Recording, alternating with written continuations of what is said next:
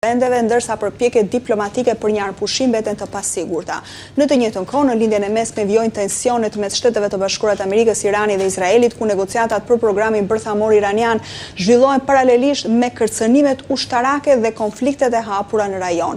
Për të analizuar këto zhvillime dhe ndikimin e tyre në ekuilibrat ndërkombëtar, me mua në studio është ish ambasadori Spartak Topollaj. Mirëserë zoti Topollaj, kënaqësi, faleminderit që jeni na dy CNN. Por dhe antari Këshillit Kombëtar të Partisë Demokratike. Faleminderit, mirë se ju gjeta. Këtë herë diskutojmë së bashku diplomacinë, duke u shkëputur pak nga politika e ditës. E mjaft interesat ose çfarë ndodhi në botë, që kanë vëmendjen ndërkombëtare si lindja e mesme ashtu dhe Ukraina. Përsa i përket kësaj të dytës, se nisim pak me Europën, konfliktin në lindje të Europës, zoti Topollaj. Ka shpresë për një zgjidhje diplomatike, po të kemi parasysh atë se çfarë po ndodh në terren, ka patur luftime edhe më të ashpra në fakt. Javën e kaluar, dronët goditën Bukureshtin në Rumani. Më saktë do themi goditën Galatin, jo Bukureshtin, po diku një qytet në Rumani, i njohur është ai si qytet, dhe ishte një sulm i pabes, gjoja si aksidental. Nuk ishte aksidental?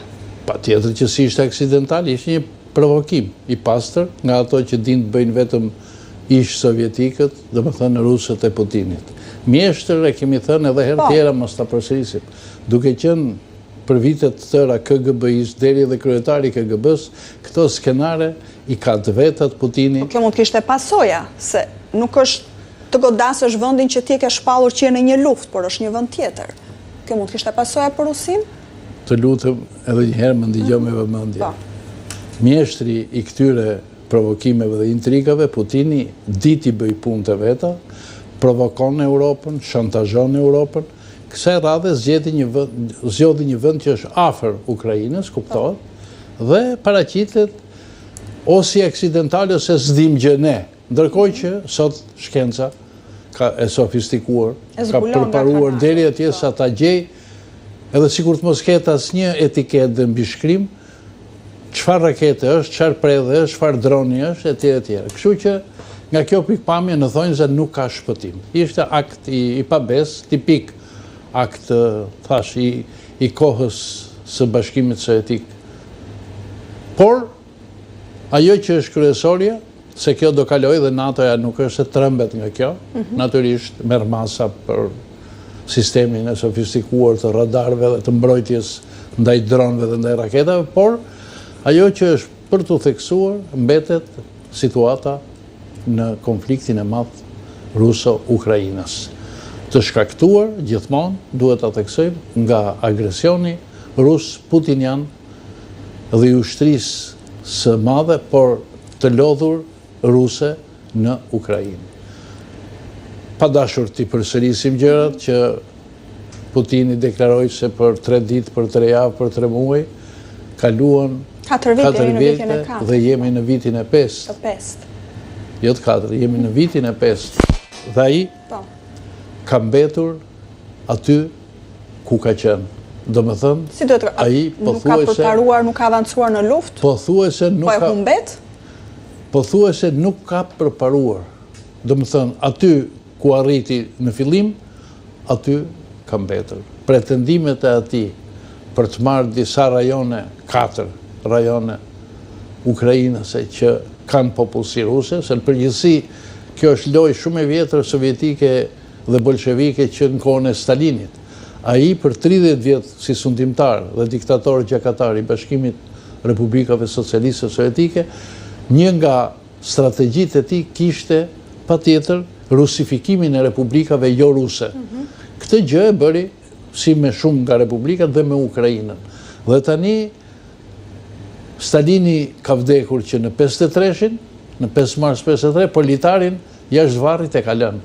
Dhe kjo popullsi ruse gjithmonë nxitet, frymëzohet nga Putini, nga të tjerët, Medvedevi me shok, që të shkaktojnë trazira dhe gjojat pretendojnë se s'kanë liri dhe të drejta dhe këto janë troje të Bashkimit Sovjetik të dikurshëm ose të Rusisë, Federatës Ruse. Në këto rrethana, ai e nisi agresionin, siç bëri 14-15 vjet përpara me Krimen, e nisi edhe këtë agresion. Jemi këtu, ku jemi edhe pse ka paralajmërime, kërcënime të vazhdueshme se do goditet deri në Kiev. Nga ana tjetër, Zelenski flet për një dritare të kufizuar negociatash. Në këtë fazë, në vitin e 5 të luftës, zoti Topollaj, a ka ende vend për dialog mes Kievit dhe Moskës? Si mund të vi fundi kësaj lufte? Që vend për dialog ka, kjo nuk diskutohet, dhe që do përfundoj me dialog, edhe kjo nuk diskutohet. Pra në Tryez, lufta do mbyllet në Tryez, në mënyrë diplomatike. Lufta aty do mbyllet, se kështu mbyllen zakonisht luftrat. Zakonisht, jo gjithmonë. Edhe në ndërmjetësimin e Trump, nuk është arritur, takimin që zhvilluar në Alask. Putini e ka të vështirë të pranoj humbjen. Fuqia e madhe ushtarake e Rusisë, ajo Rusi që e mban veten se shteti më i madh në botë me sipërfaqe, 17.7 milion kilometër katror, 150 milion banor. Por e ka të vështirë të pranoj. Aq më tepër që bëri premtime që kur nuk u realizuan. Kështu që ai ka mbetur në vend, por është për të përgëzuar qëndresa e jashtëzakonshme e popullit Ukrainës, e ushtrisë ukrainase dhe e presidentit për mua të respektuar Zelenski. Dhe nëse këto ditë është intensifikuar bombardimi rus i Ukrainës, sa me drone, sa me raketa, kjo gjoja ishte një përgjigje për vetë Putinin, sepse Zelenski dhe ushtria ukrainase bombardoi një nga qendrat më të rëndësishme ushtarake, ku në fillim u tha që pati rreth 100 të vrarë, rusët pranojnë 21, dhe në shkëmbim të kësaj, të goditjes së rënd që pësuan, ato po bombardojnë egërsisht deri edhe Kievin, kryeqytetin.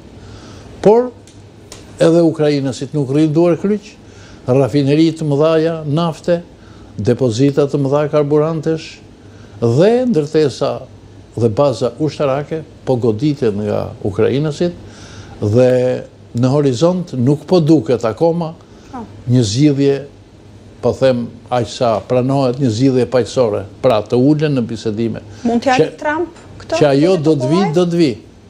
Tani Trumpi apo për momentin e vëmendjen e ka në lidhjen e mesme. Në këtë pikë do të jemi të sinqert, Trumpi e pati në dorë.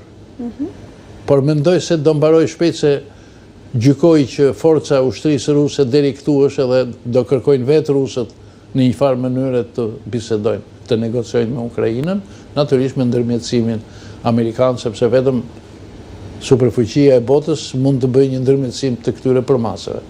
Kjo nuk ndodhi dhe filluan sherrët e mëdha në Iran e në Liban, edhe Gaza e Palestina e tjerë dhe u spostu pak vëmendja. Bashkimi Evropian dhe NATO-ja në fillim dhanë goxha ndihmë. Dhe ajo ndihmë patjetër ishte gati përcaktuese dhe bëri që të ndalet agresioni rus deri atje kush ndalu. Dhe vazhdon Ukraina të marrë armë nga NATO-ja dhe nga shtetet e saj. Jo më larg se para pak ditësh Suedia deklaroi zyrtarisht që do t'i jap 150 avion.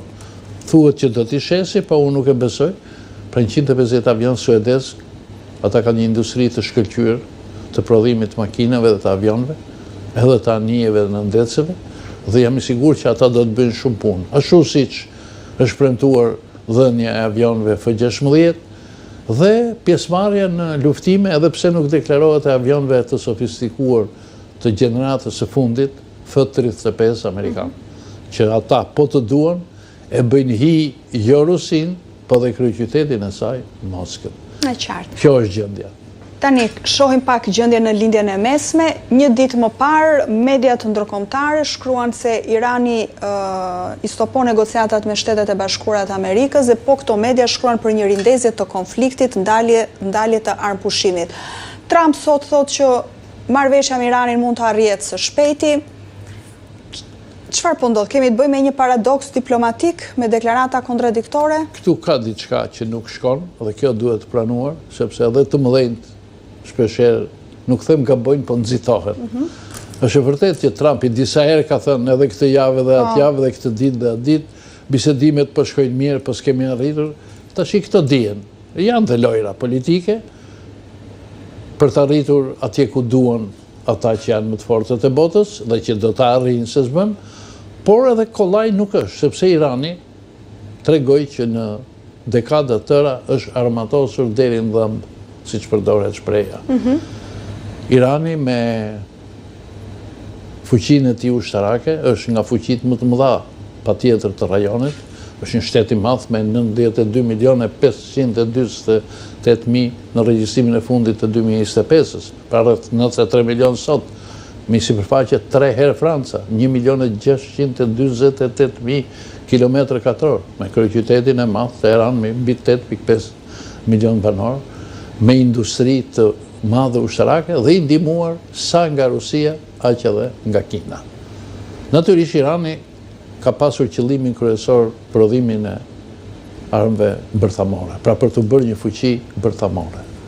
Sepse ne e dim tani kush janë fuqitë bërthamore, dhe Irani e kërkon.